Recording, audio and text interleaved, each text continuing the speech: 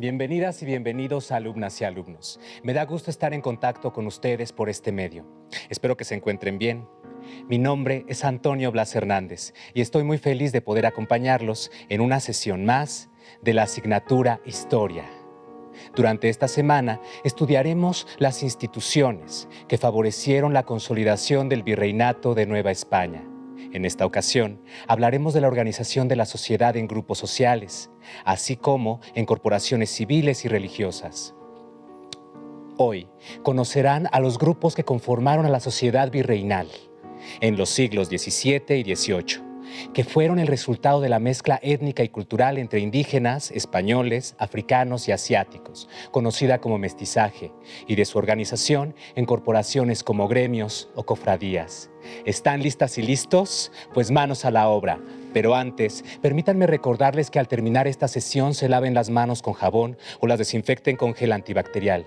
Y si necesitan salir de casa, usen el cubrebocas correctamente y mantengan la sana distancia, ya que estas acciones nos permiten estar protegidos, conservar la salud y cuidar a los que más queremos.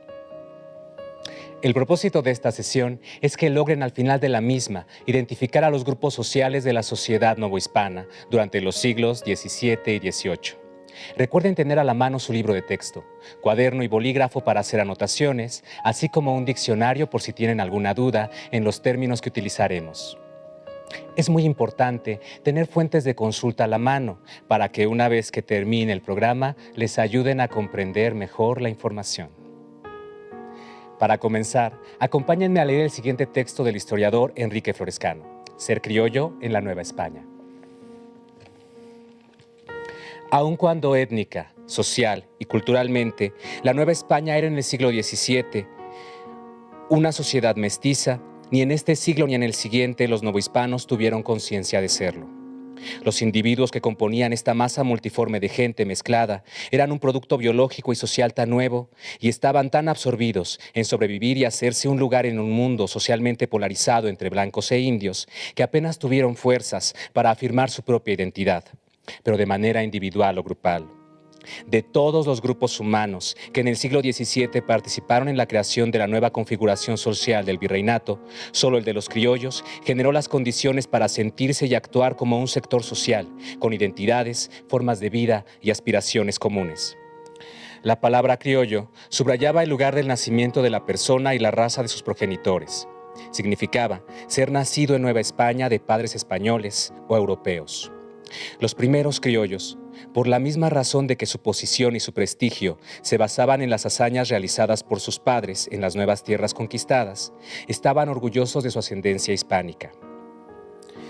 Y como ya lo habían hecho antes, los mismos conquistadores, sus descendientes agregaron a las hazañas conquistadoras de sus padres títulos imaginarios de nobleza, afirmando que procedían de familias españolas antiguas, de buenos y viejos cristianos, o lo que es lo mismo, que eran hidalgos, hijos de alguien que tenía abolengo y estima social en sus antecedentes. Para estos primeros criollos, tanto su persona como su posición social y económica descansaban en el prestigio de ser españoles y de ser descendientes de los conquistadores. Este sustento original del ser criollo entró en crisis cuando la corona atacó el fundamento de su posición económica y social, las encomiendas, e instaló en el virreinato una burocracia de funcionarios españoles que excluyó a los criollos de los puestos directivos.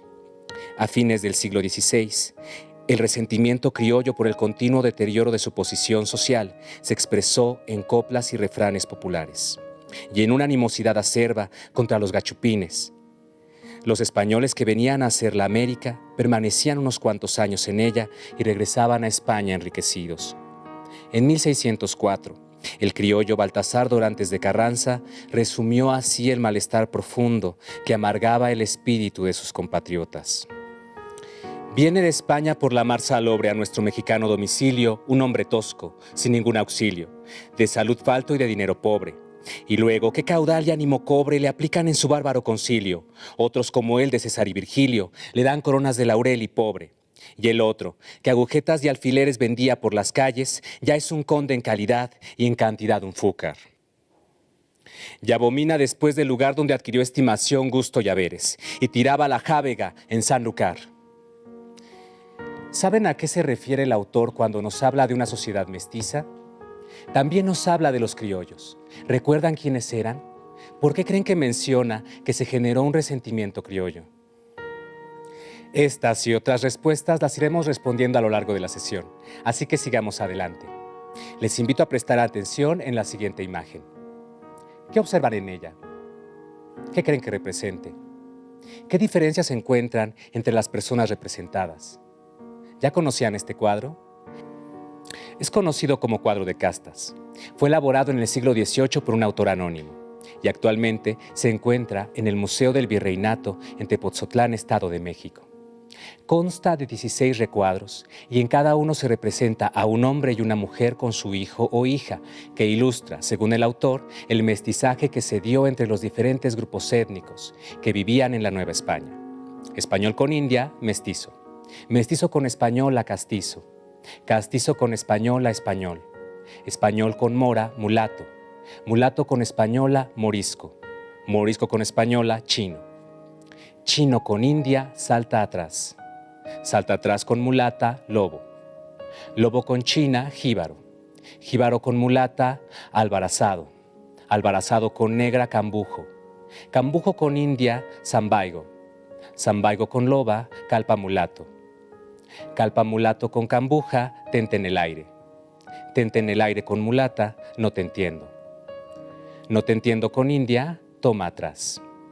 Este cuadro muestra información sobre la vida de la sociedad novohispana, la ropa que usaban, lo que comían, los oficios a los que se dedicaban, pero no es un reflejo de la organización de la sociedad. Desde el siglo XVI, la sociedad estaba claramente diferenciada. Existía la República de Indios y la República de Españoles.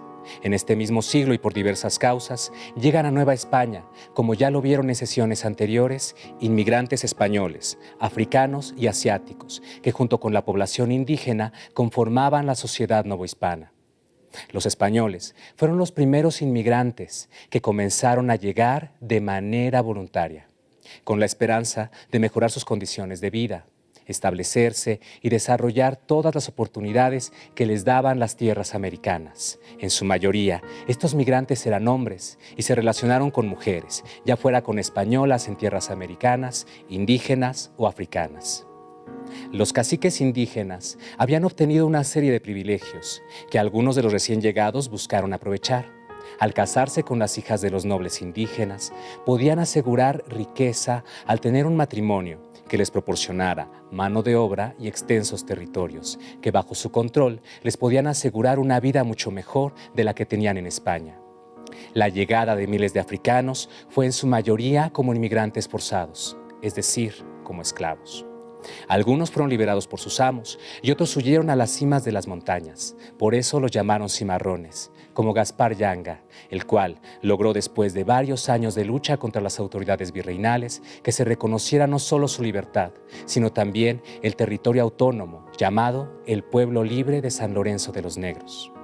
Los asiáticos llegaron muchas veces de contrabando en la famosa nao de China. Venían de Filipinas y de la India. En las costas de Acapulco eran vendidos como esclavos a funcionarios y otros personajes que pudieran comprarlos, llegando a ocupar un número importante en la zona centro del país. Otros llegaron de manera voluntaria para emplearse en algún oficio. Por su parte, los indígenas como población originaria siguió siendo el grupo que conformaba la mayoría de la población del Reino de la Nueva España, a pesar de que fueron quienes más resintieron las epidemias en el siglo XVI. La viruela, el sarampión y el tifo habían arrasado con más del 90% de la población indígena. La convivencia de estos cuatro grupos étnicos en Nueva España se va a ir haciendo cada vez más compleja, porque poco a poco, con la mezcla natural entre estos grupos, se empieza a percibir, como menciona la especialista Pilar Gonzalvo, la presencia de grupos sociales intermedios entre españoles e indígenas, españoles y africanos, indígenas y africanos, que definen las características de la sociedad del siglo XVII y XVIII y que se conoce como mestizaje. Veamos el siguiente video llamado De castas y oficios, elaborado por Televisión Educativa. Les sugiero poner especial atención a las características de los grupos que se mencionan. A raíz de la conquista, se creó una nueva organización en la sociedad novohispana. ¿Qué grupos la conformaron? ¿Sabes cómo se organizaron y cómo influyeron en la cultura novohispana? Veámoslo. La población de la Nueva España estaba integrada étnicamente por españoles o peninsulares, criollos, indígenas, africanos, asiáticos, mestizos y castas. Esta división social determinó, en parte, las ocupaciones de la población. Los españoles o peninsulares fueron el grupo más reducido. Algunos formaron parte de la nobleza novohispana y unos cuantos desempeñaron cargos importantes en la administración virreinal. Estos cargos se podían adquirir a través del matrimonio o eran arrendados por la corona española a cambio de un beneficio económico. También había españoles que se dedicaron al comercio o a la ganadería. Otros eran buscadores de oportunidades o fortuna.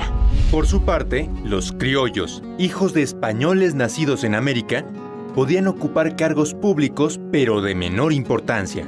Se desempeñaron en la administración eclesiástica, en el comercio y como profesionistas.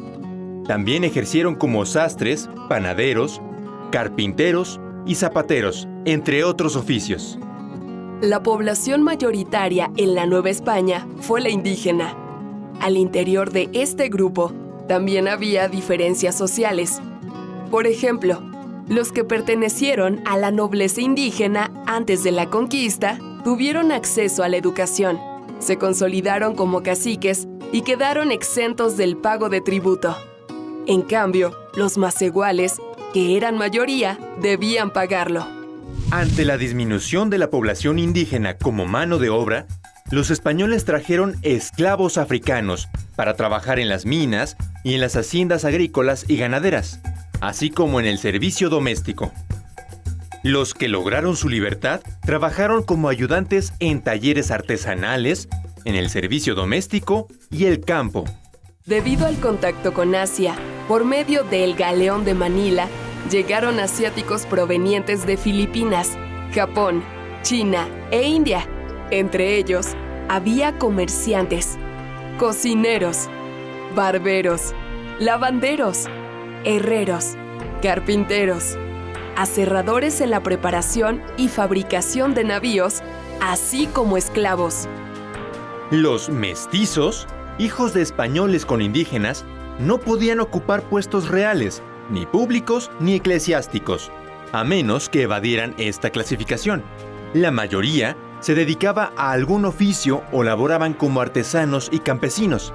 Algunos fueron pequeños propietarios y ocuparon cargos eclesiásticos menores.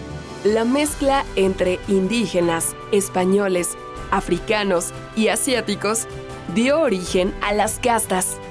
Estas estaban integradas por mulatos, moriscos, castizos, pardos, albinos, morenos y chinos, entre otras.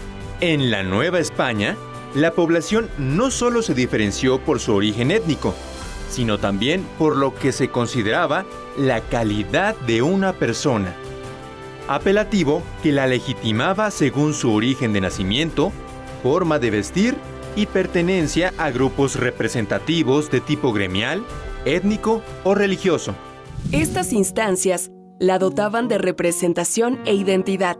Por ejemplo, el gremio agrupaba artesanos de una misma profesión y las cofradías congregaban personas en torno a una figura religiosa.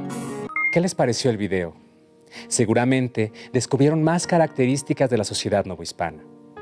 Esta sociedad estaba claramente estratificada y las condiciones para ocupar un lugar en ella dependían del origen étnico del nacimiento. Es decir, si se era descendiente legítimo de un matrimonio o ilegítimo, fuera del matrimonio. Y si se era miembro de alguna corporación productiva, de algún gremio o cofradía. El autor, Jorge Trasloceros, en su artículo Estratificación social en el Reino de la Nueva España del siglo XVII, señala: en un primer gran bloque, los vasallos de su majestad eran ubicados en la sociedad por su calidad de sangre. Los había de sangre limpia, españoles e indios, como también de naturaleza pecaminosa, que eran las mezclas viles, formadas principalmente por negros, mestizos y mulatos. En estricto sentido, el negro era de sangre limpia. Sin embargo, su valoración social los colocaba sin posibilidad de clemencia entre los segundos. Los españoles o peninsulares, nacidos en la península ibérica, representaban a una pequeña parte de la sociedad. Tenían privilegios políticos y económicos. Eran grandes comerciantes, dueños de haciendas agrícolas o ganaderas. Gozaban de concesiones para explotar las minas u ocupaban cargos importantes en la administración virreinal. Los criollos, hijos de españoles nacidos en América, era un grupo reducido. También eran privilegiados, pero de menor importancia. Eran comerciantes, profesionistas, hacendados, o podían ocupar cargos menores en la administración virreinal o eclesiástica. La nobleza indígena, que se convirtió en caciques, conservaron algunos privilegios, como estar exentos de pagar tributo, tener derecho a educación y de tener personas a su servicio. Eran los encargados de recaudar los tributos de los más iguales. Los mestizos, hijos de españoles e indígenas, eran libres. Tenían algunos privilegios. Podían recibir educación, podían ser pequeños propietarios, realizaban oficios de panaderos, artesanos o campesinos. Los indígenas más iguales, el grupo más numeroso después de superar las epidemias del siglo XVI. En el siglo XVII, la población aumentó considerablemente. Los que vivían en señoríos estaban obligados a pagar tributo en especie o con fuerza de trabajo en las labores agrícolas, ganaderas o en las minas. Después, cuando se prohibió su esclavitud como hombres libres, pudieron emplearse en el lugar que mejor les conviniera, como peones, arrieros, mineros, etc. Los africanos también eran un grupo numeroso. Su condición era de esclavos. Se destinaban a trabajar en el servicio doméstico de grandes ciudades y también como mano de obra en minas o haciendas, agrícolas o ganaderas. Los asiáticos eran vendidos como esclavos a funcionarios y otros personajes. Desarrollaron trabajo doméstico o en haciendas.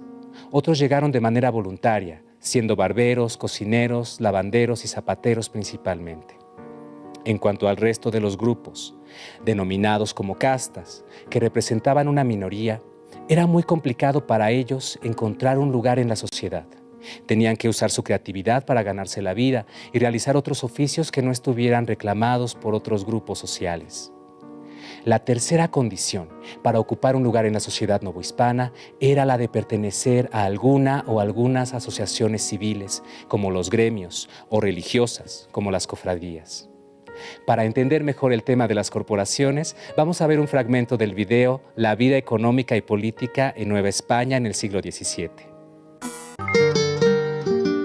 Si entendemos por corporaciones los grupos habitantes que de una forma u otra se juntan para defender intereses comunes, hay corporaciones civiles que son los gremios profesionales.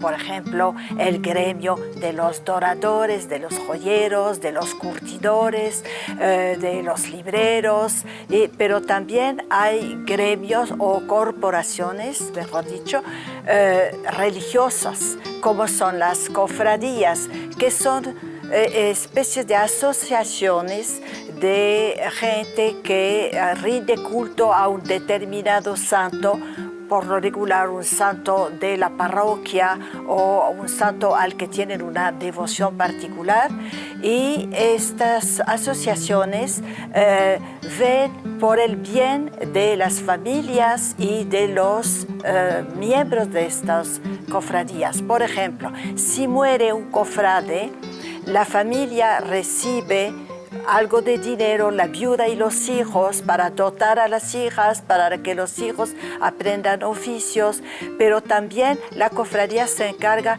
del sepelio, el ataúd, las misas y todo lo que viene alrededor de esta circunstancia. Para una enfermedad es lo mismo, si hay una necesidad de dinero también. Y la cofradía, por ejemplo, tiene su fiesta cada año a su santo patrón, tiene sus trajes especiales, un altar en una iglesia. Entonces tenemos estas corporaciones, cofradías religiosas, gremios también. Los gremios tienen también su santo patrón, pero también hay grupos más importantes como es el Consulado de México, que es el grupo de grandes comerciantes de la Ciudad de México. Más tarde habrá otros consulados en la Nueva España en el siglo XVIII y ellos controlan, por ejemplo, todo el comercio con España, pero también con Filipinas a partir de 1565, cuando se abre la ruta más o menos regular de Nueva España a Filipinas. Los comerciantes de la Ciudad de México también son los que monopolizan, si quieren, el tráfico de mercancías que vienen de un lado u otro. Las corporaciones eran asociaciones civiles y eclesiásticas. Algunas corporaciones civiles se basaban en las relaciones comerciales, como el Consulado de Comerciantes de la Ciudad de México, en la práctica de un mismo oficio como los gremios de artesanos y en los intereses políticos como las audiencias. Por otro lado, las corporaciones eclesiásticas comprendían agrupaciones como las órdenes religiosas o el Tribunal del Santo Oficio. La sociedad novohispana, como todas las sociedades antiguas de los siglos, desde la Edad Media hasta el siglo XIX, son sociedades donde el individuo no tiene la importancia que tiene actualmente.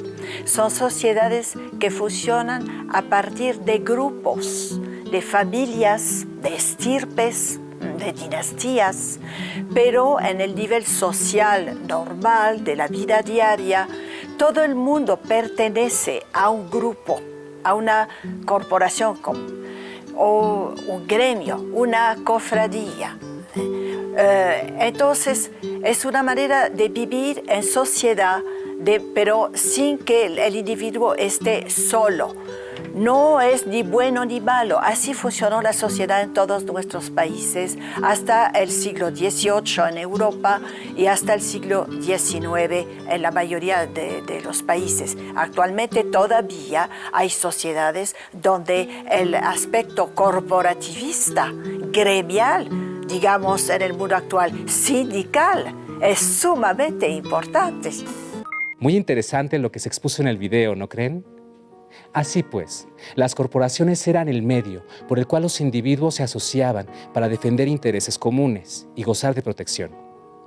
En este sentido, los gremios se pueden definir como una agrupación de artesanos que tenía el privilegio exclusivo de ejercer un oficio para elaborar algún producto.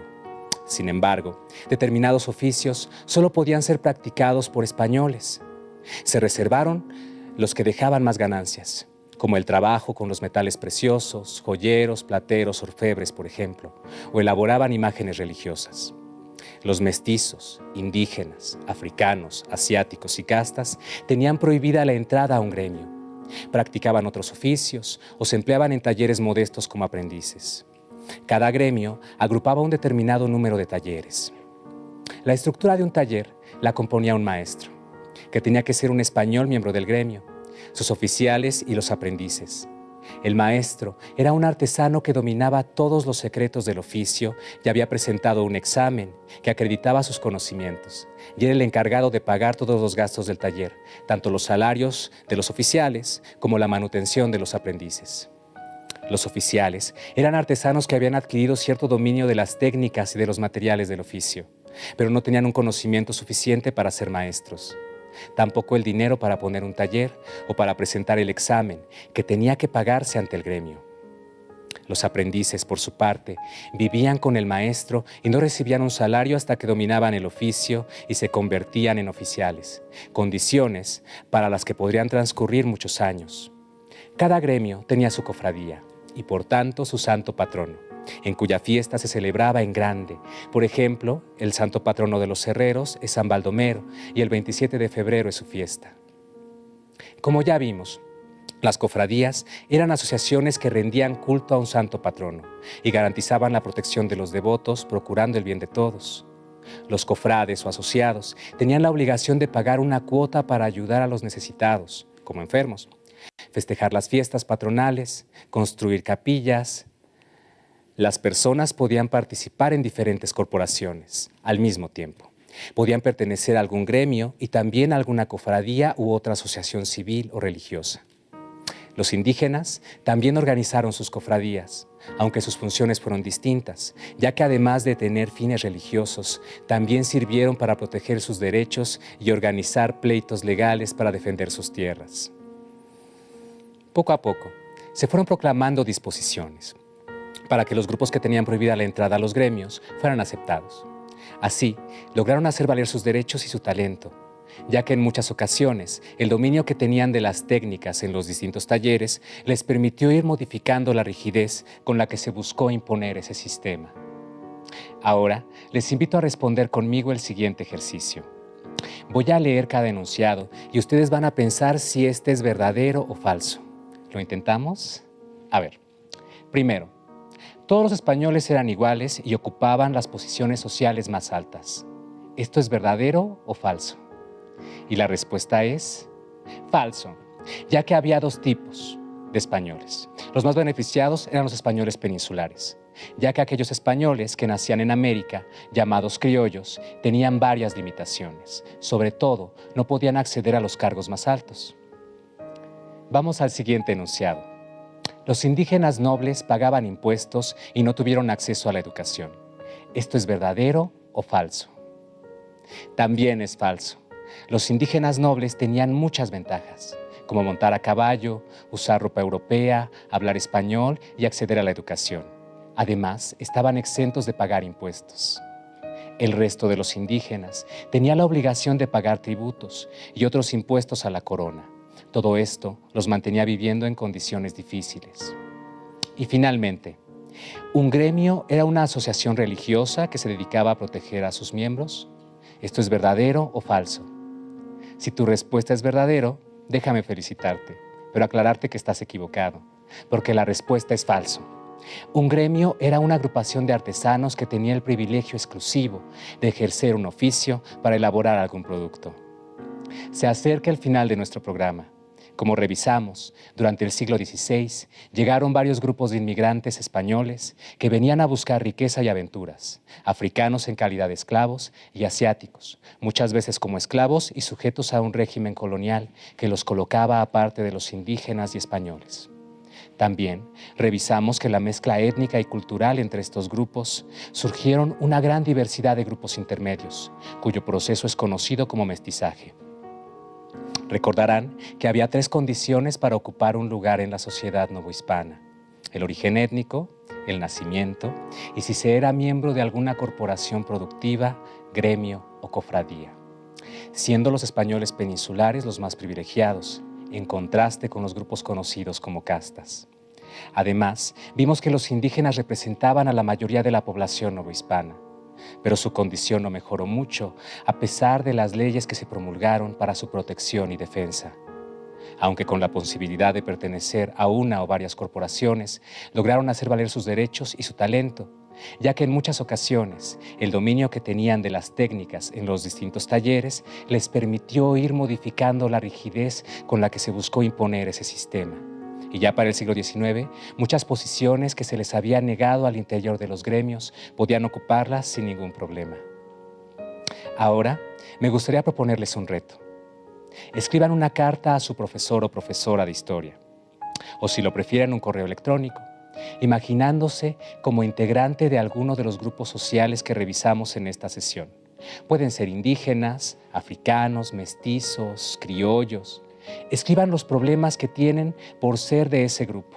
Incluso pueden plantear preguntas que no es necesario que les respondan, pero que les pueden servir para comprender mejor el tema. Para superar el reto, no olviden usar su libro de texto de historia de 3er grado, que en el bloque 1 tiene mucha información sobre el tema que revisamos. Por hoy hemos terminado. Soy Antonio Blas Hernández. Hasta pronto.